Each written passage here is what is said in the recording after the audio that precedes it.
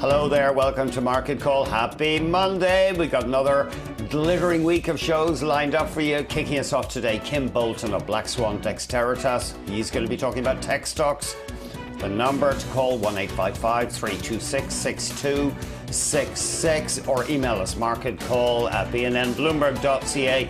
Kim, great to have you. Not a great day for investors who are long this market. Let's put up the NASDAQ, for example. What do you think? I mean, have we finally seen the elation evaporate in the tech stock market? Well, thanks for having me again, Andy. I really appreciate it. And this is just a convergence of a lot of stuff that has been building up, and hopefully much of your audience has been prepared for this. You know, we have a number of models that we use. One of them sort of gives us a taste of whether we have headwinds or tailwinds in the marketplace. We look at the macro and micro fundamentals, we look at technicals, capital flow, and geopolitical headwinds and tailwinds. And certainly this feels a lot like back in sort of February going into March. And so we've actually built up a considerable hedge. We have some put options out there too that will sort of organically increase our hedge. So it shouldn't be that much of a surprise, but it always is, right? That's why they call them black swans. Mm-hmm. Yeah. But I think there's probably some more movement toward the downside. You know, you've got another, 46 days until the U.S. election. A lot of houses have expressed an interest of going to cash. So I think there's probably still some vulnerability to the downside. Vulnerability to the downside. What do you think was the catalyst for this sell-off in tech stocks over the past few weeks? Well, that's interesting. You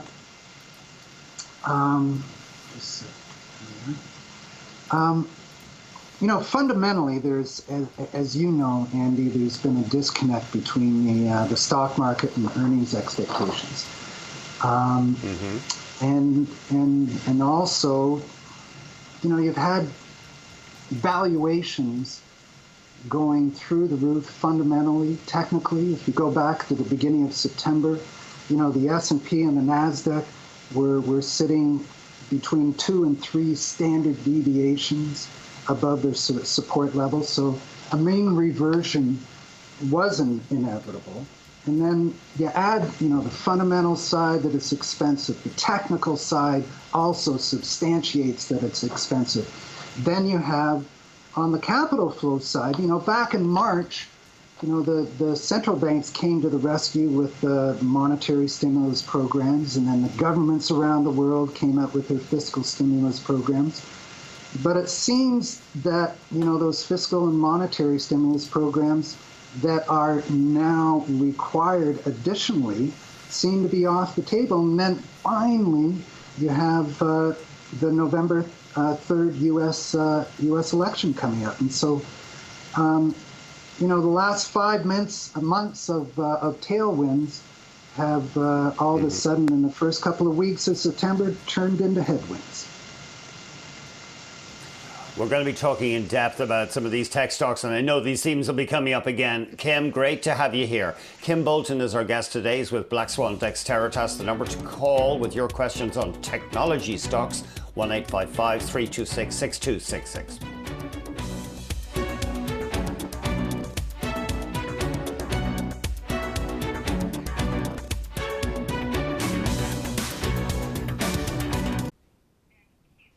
Maria in Calgary has sent an email. I'd like to get Kim's thoughts and outlook on Alibaba. Thanks, Maria. So we own it. Got a price target of just over $301 US. You know, I always think that Alibaba should be a core holding in the portfolio. Now, It's one of the 10 biggest companies in the world. It's got a market cap of $735 billion. And it's really the king of e-commerce in China. And so everyone should have a portion within that. But it's not just e-commerce. You know, they also have cloud computing, they got digital media and entertainment, and then they have a number of innovative initiatives out there. They have had a transformation in their business that has really been going from from an online distribution platform to really a technology enabler, and that's why some of these other cloud and digital media and entertainment are included in that. But then they have some sort of hidden gems out there in the form of Alibaba Cloud and also Ant Financial, which just recently IPO'd. And then finally, you know, Ant Financial actually owns 40% of Paytm, which is India's #1 player in the digital payment market. So it is a very broad and deep stock, and I very much recommend it. Let's head to Brampton, Ontario. Nolan, go ahead, please. Hi, thank you for taking my call. My question is regarding Art Media. I'm really intrigued with this company. You spoke about it a few months ago. You were going to talk to the CEO, but you didn't end up getting a chance. Can you speak more about this company? I saw their earnings. They're projected to double their revenue and be cash flow positive by quarter 4 of 2020. Do you see the revenue growing as they get into the retail aspect of these holograms or holographic technology? Do you have a price target, or do you see any entry point that would be a better position for me getting into Art Media? And do you have any future guidance for it, speaking to the CEO or the company? And if you can keep me on so I can hear the answer, that'd be greatly appreciated. Thank you. Thanks a million. Thanks, Nolan. And by the way, for everyone, I don't know Nolan, but I knew there was going to be a Nolan that would probably ask a question. So I actually went out and I met with Larry O'Reilly and the team last week. But let me just sort of back up. So Art Media, basically what they do is they capture and simultaneously beam multiple presenters in high quality and ultra low latency to appear live in front of audiences, just as in life-size holograms. And they have a few platforms that they use. They have their global on stage, which is for life-size proportion, and it allows people to actually interact amongst themselves in various places around the world live.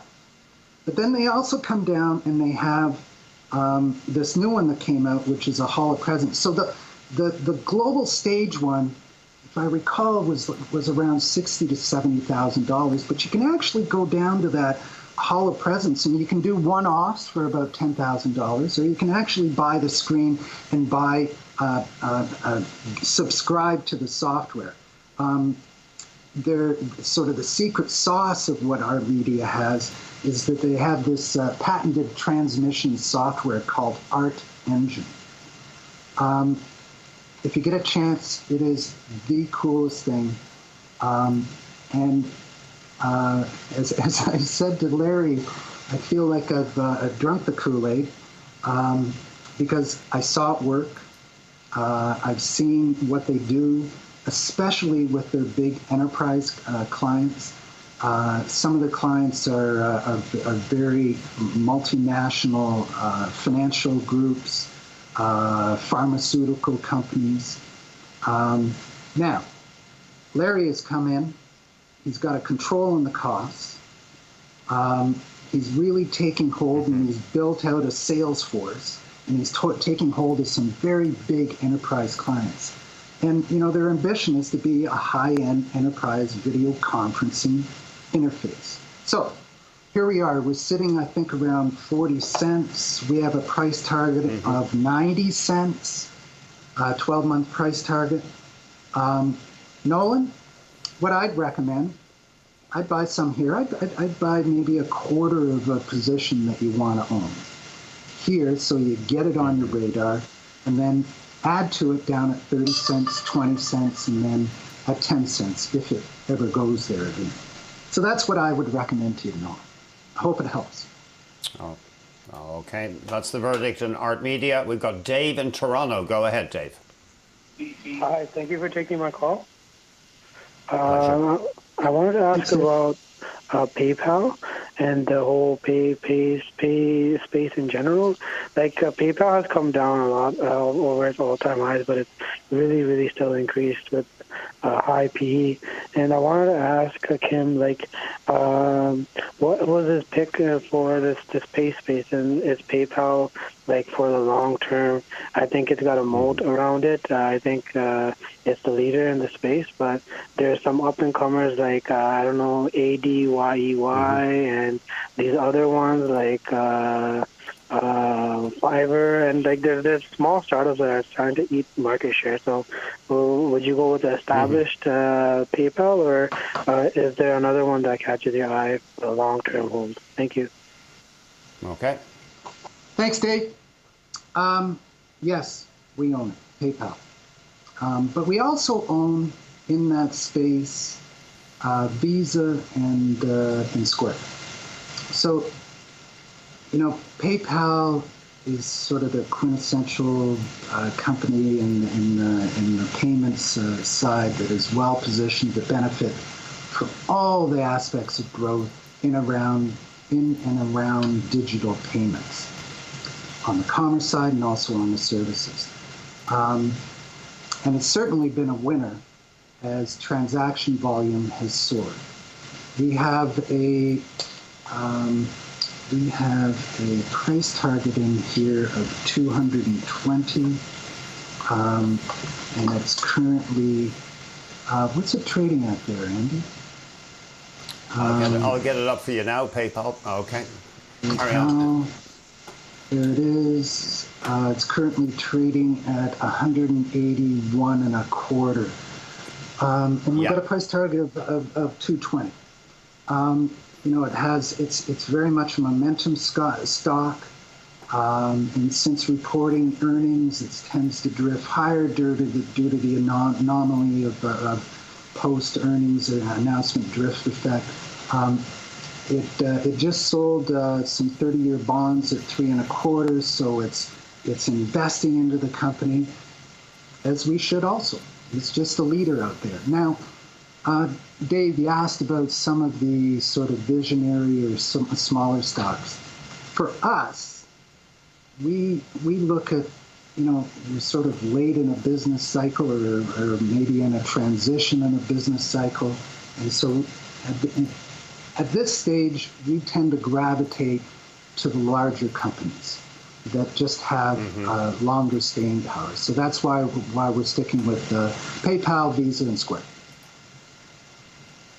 Okay, PayPal, Visa, and Square would be your choice. We are going to take a break. Kim Bolton is taking your questions on tech stocks. 1-855-326-6266.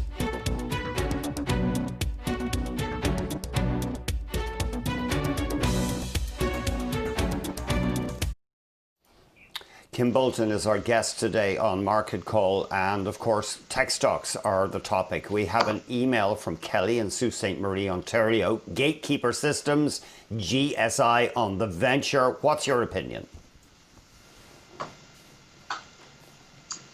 Thanks, Kelly. Gatekeeper. We don't own it. We've been watching it because it is actually just absolutely flowing here. But let me just back up. So Gatekeeper has been around for a while. It's been around since 1992. It's actually headquartered out of Abbotsford, British Columbia. And they're a very niche player, and what they do is they have a group of engineers that manufactures and distributes high-definition digital video. But then, something very, very cool that they've done is they've come out with a school bus initiative. So basically they have this temperature sensing system that actually takes the temperature of the kids getting into the school bus and then tells them whether it's okay. We have a price target of $1.20. It has climbed a lot this year, and we've got our eyes on it. We don't own it yet, though. But interesting, Kelly. Okay, it's on. Stay tuned. Ronald is calling from Toronto. Go ahead, please. Hi, thank you for taking the call. I'd Pleasure. like your views on Google and its prospects going into 2021. Thanks, and I'll listen to your advice. Thank you. Okay. Google. It is,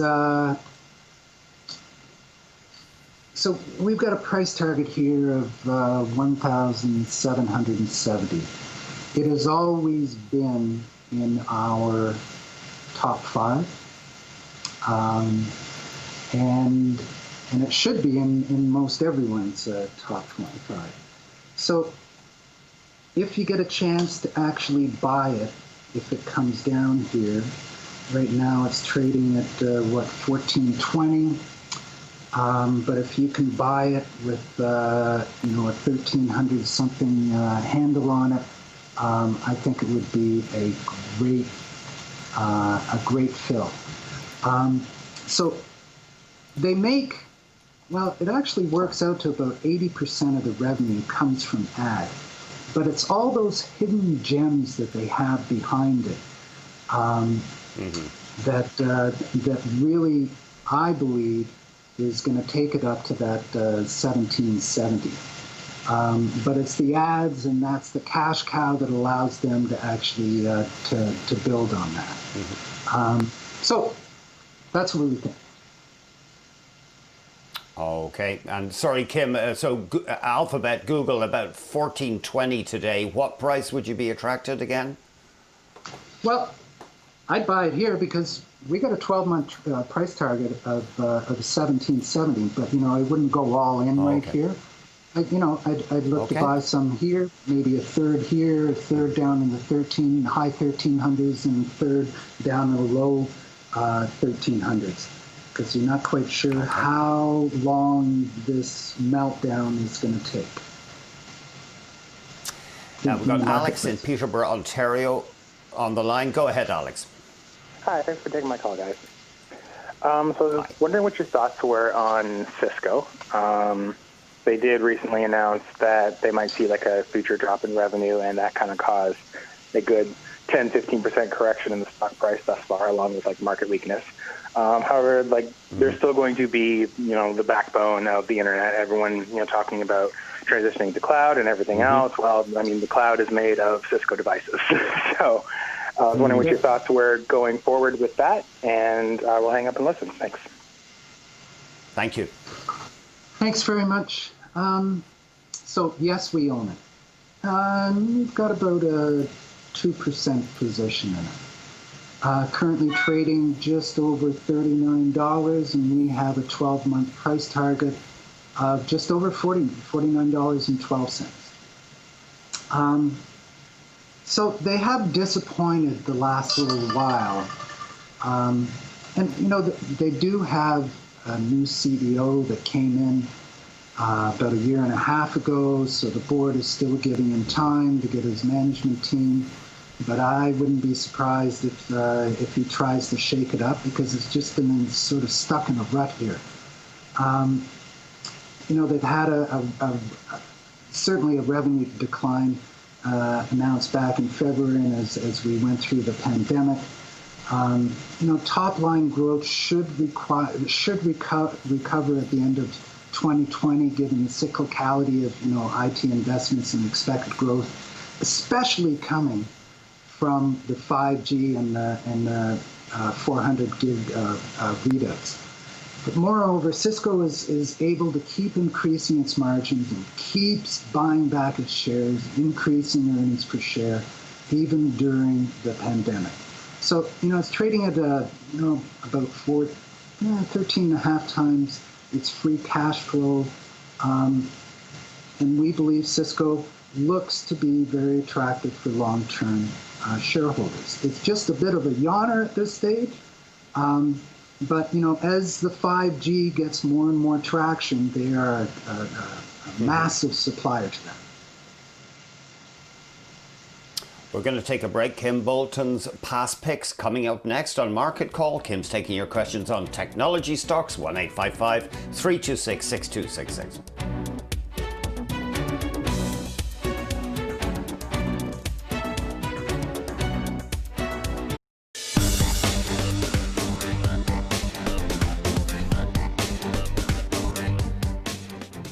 Kim was on our show at the start of last October. His first idea was Shopify, and this one has worked out. Despite the sell-off in tech shares, this one's still up threefold. Yikes, and thank goodness we still own it. Shopify. I probably don't need to tell everyone about it, but I'll just start from the top. So currently, it's right now trading, just 903.5 US. We have a price target of 1100 US. So it's still got some runway in front of it. And you can see even today, with the market being off, that Shopify is one of those remote and so on that actually chip in. So Shopify, it provides e-commerce as a service primarily to small and medium-sized companies. It's in over 175 countries around the world. It does the front-end e-commerce, but it also helps them out on the back-end infrastructure. It's got a long runway for continuing global secular growth on the retail, and combined with the stickiness of its business, the company's track record of innovation is phenomenal. And we see, dramatically higher stock price. When they reported their second quarter, most notably their gross merchandise volume accelerated at 119%, at 120 billion plus annual rate. So it certainly warrants its following, and it still has a very decent runway in front of it. Datadog was your next idea, up 150%.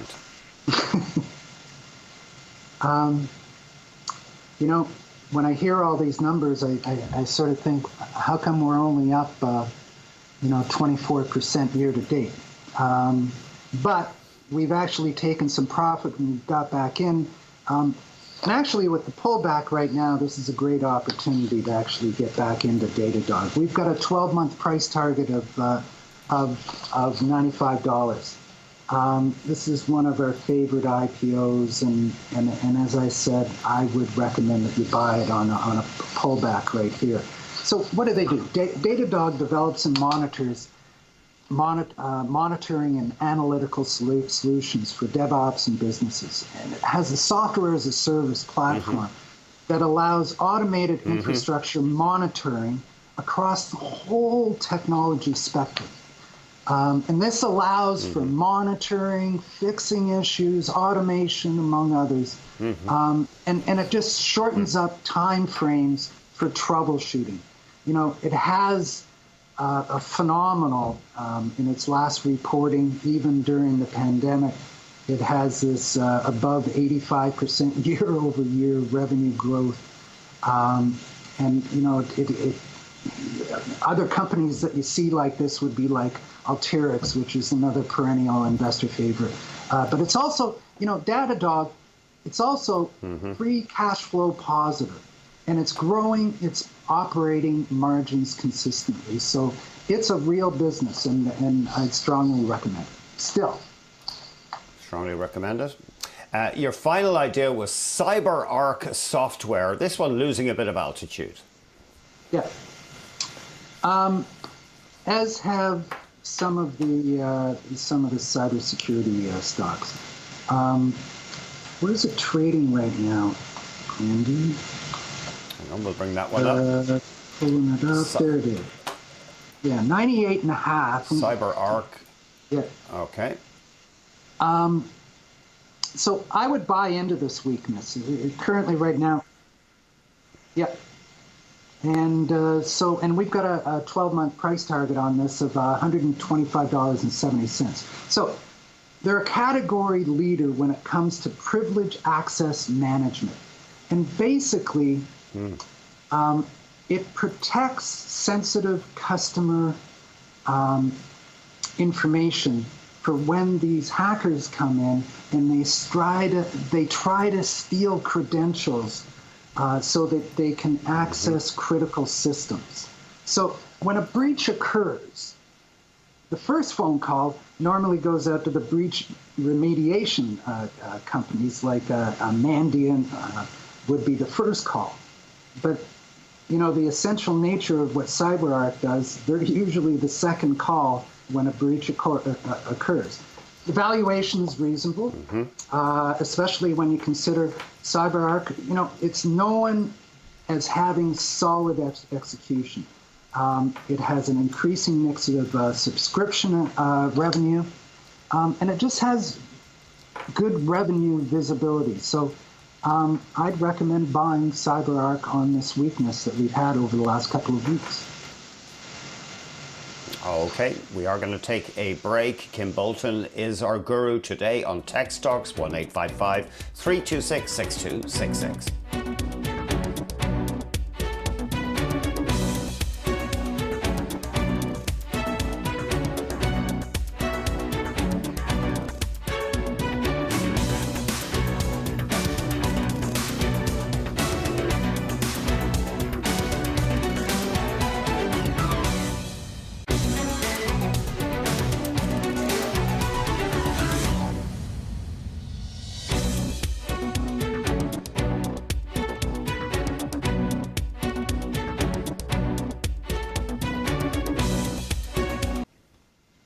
Arthur in Vancouver, fire ahead, please. Hi, my question is on Marvell. I bought some a while ago on your recommendation. I'm kind of coasting at the moment, so I was just wondering if I should stick with it.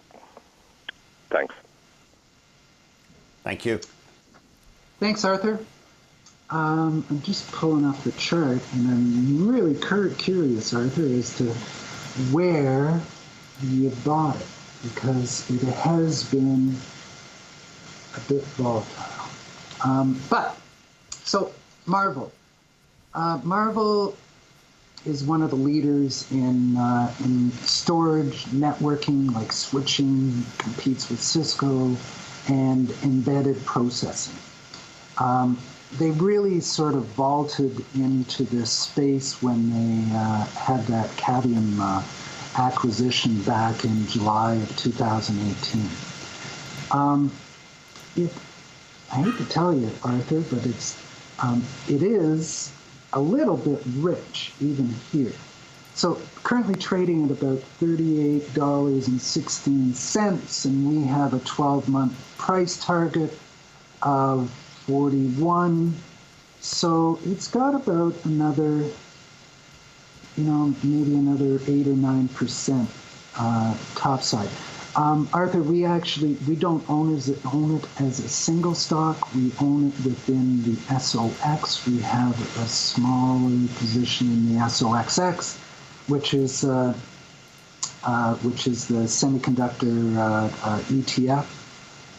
Really, Marvell is going to benefit from 5G momentum. They have a strong relationship with Samsung, and also with Nokia on future 5G platforms. So, good business model. And there's probably still a little bit room here, Arthur, on the top side. Okay. So it's not screaming out at you right now. George in Victoria, go ahead, please.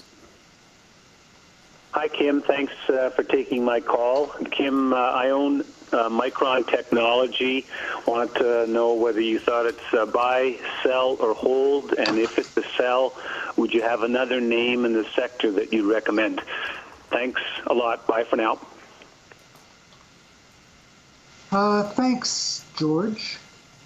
Currently, yes, we own it. currently trading at $49.43 US. And we have a price target of a 12-month price target of $63.70.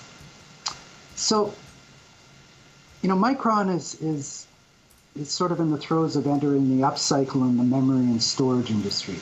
And the most recently reported second quarter actually gave a chance to, it was one of the weakest quarters in the last year, but it did beat on the estimates because everyone brought them down, which, that fuels more optimism that it's actually traded well for the business for the rest of the year. They have continuous investment in research and development and the unique position of having all, they have NAND, they've got DRAM, they got 3D X-point technologies. And Micron is just very diversified, and it's very innovative in meeting the growing customers' demands. And, it's only trading at like 5 times enterprise value to EBITDA valuation. So we still see this as a buying opportunity here. Just trading under $50 and got a price target of around $64. Thanks, George. Got to take a break. Kim Bolton is taking your questions on tech stocks. 1-855-326-6266.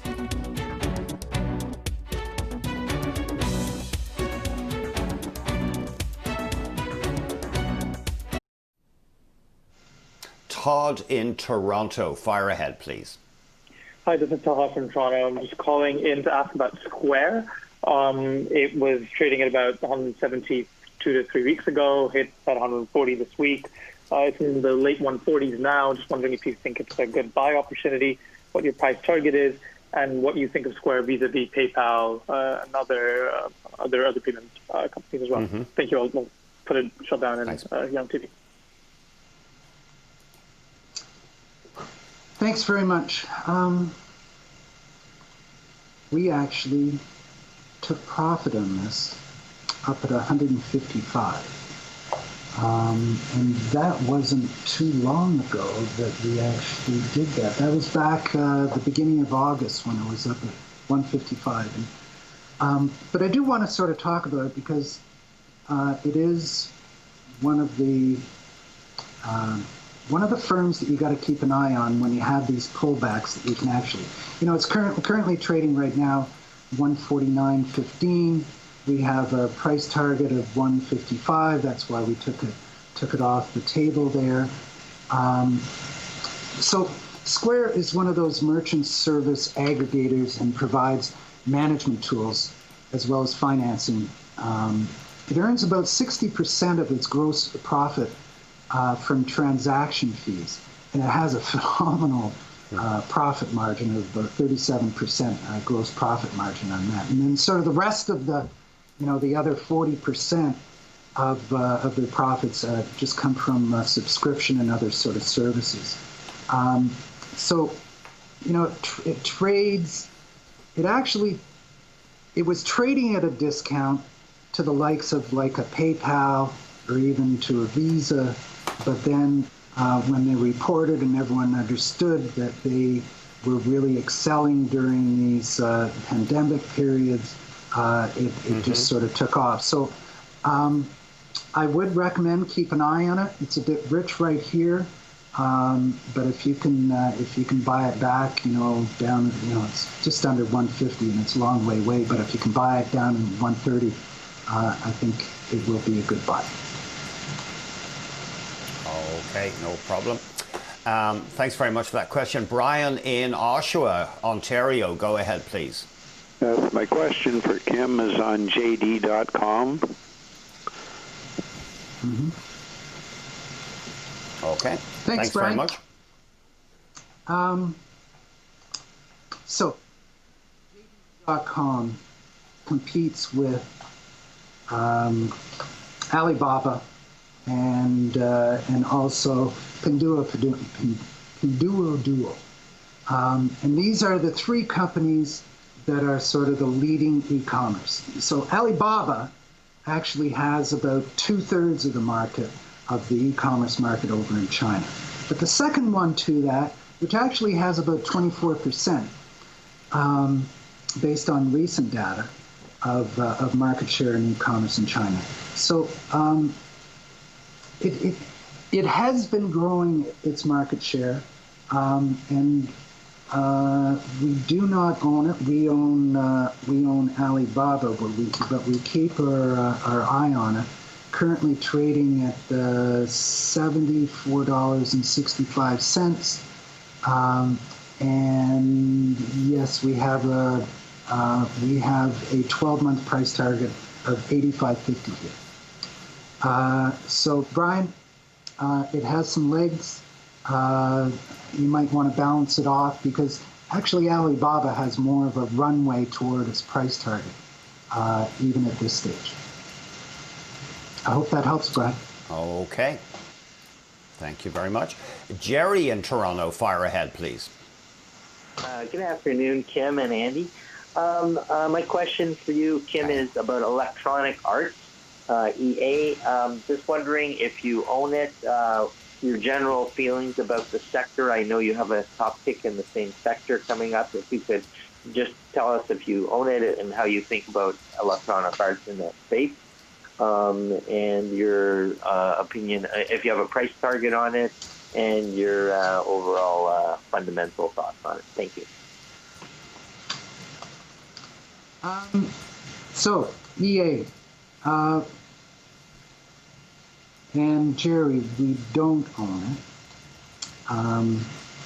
The one that we own in this space, you know, we used to own Take-Two, but then when it took off back in April, May.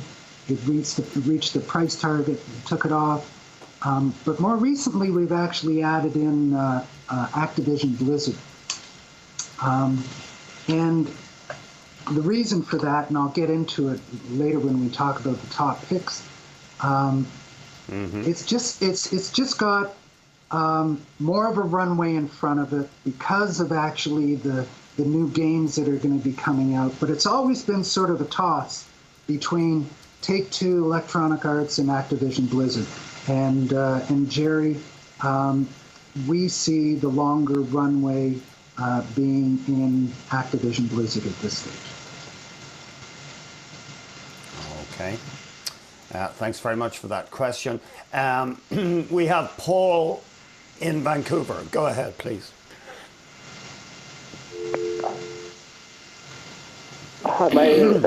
We lost Paul. Hello. Go ahead, Paul. Yeah, I would like to know what's your thought on big commerce. Thank you. Big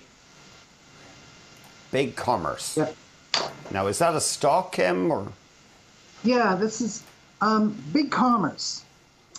It's actually out of Texas, and Paul, it's an interesting company. It's interesting that you bring it up. I'll just sort of qualify it. We don't own it. We own Shopify, and we own Amazon. But this is Big Commerce actually competes in the same space there. You know, Amazon does fulfillment, but also enables small, medium, and large companies when it comes to its e-commerce platform.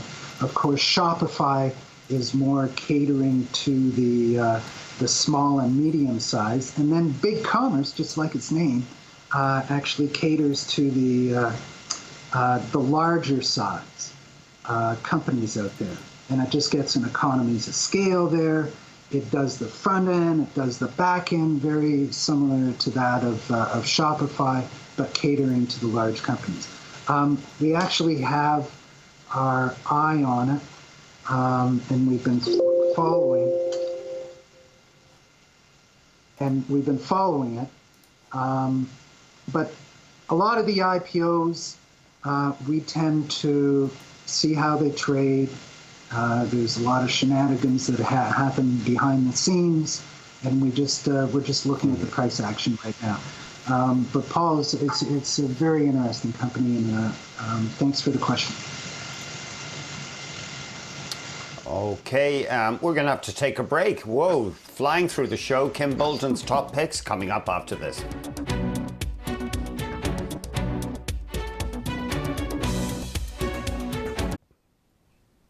First top pick, Activision Blizzard, the video game company.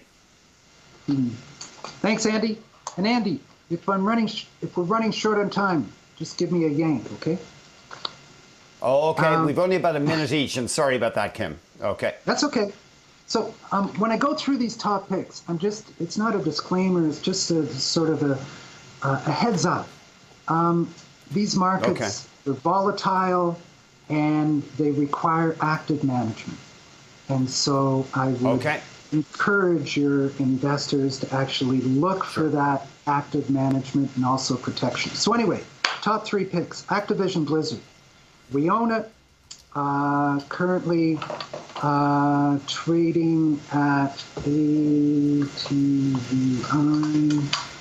It's currently trading at $80.60. We have a 12-month price target of $95.15. So this pullback is actually given an opportunity for a lot of these stocks. So what I would suggest is buy about a quarter of a position here and then add to it like every $7 as it goes down. Activision Blizzard. The reason we like it, and we like it over Electronic Arts and Take-Two, is that they do have, first of all, shelter-at-home conditions have allowed the company to really introduce millions of new users. But then they, especially, they have two of their biggest upcoming releases coming out in the coming months. Their new Call of Duty and their new Pro Skater. So they do have the ability to accelerate and actually surprise, I think, when it comes to earnings season. So that's one. Second. Okay. You mind if I keep going? NVIDIA, please go. Yep, thanks. Okay. NVIDIA. Yes, we own it.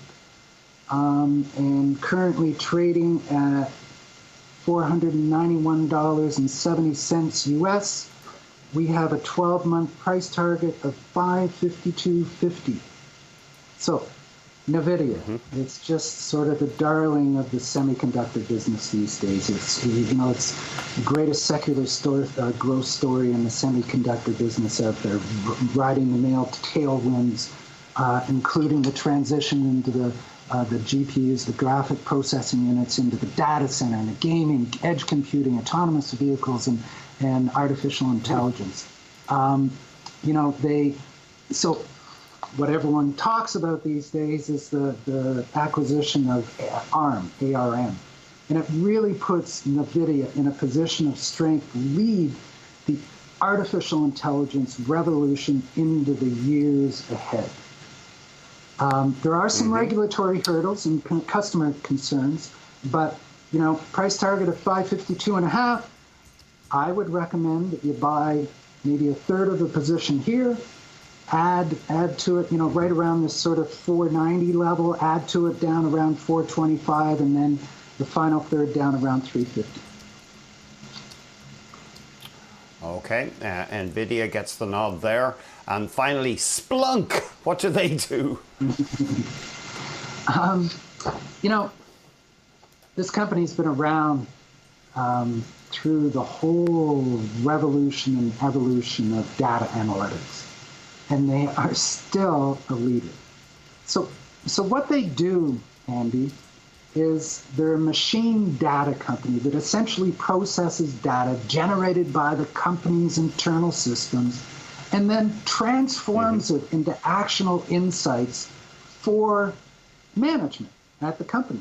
It's been growing like a weed despite its scale, and is finding tremendous success in converting its previously licensed. They used to have a license-based software model, and now they've gone to that reoccurring software as a service subscription model that investors just love. So why do we like it? Number one, use cases for Splunk are infinite. Number two, Splunk isn't without competitors, but the company's focus on the machine data is very, very unique. Number 3, growth at scale. Since announcing its determination to shift over its business to the cloud, it's been growing its accounting rate of return at over 50% year to year. And number 4, managing the business with profitability in mind. These guys have been around for a good long time. They make money. It has they have a target of hitting over $1 billion in cash flows by fiscal year 2023. We have a price target of $230, currently trading at just under $175. I would recommend buy a third here, add a little bit, add another third down at $150, and I don't think you'll see $125. Okay. I'd graduate. We'll have to jump. Kim, thank you very much indeed. Kim Bolton of Black Swan Dexteritas. We're out of time on Market Call. Thanks very much for watching. Stephen Takis is on tomorrow.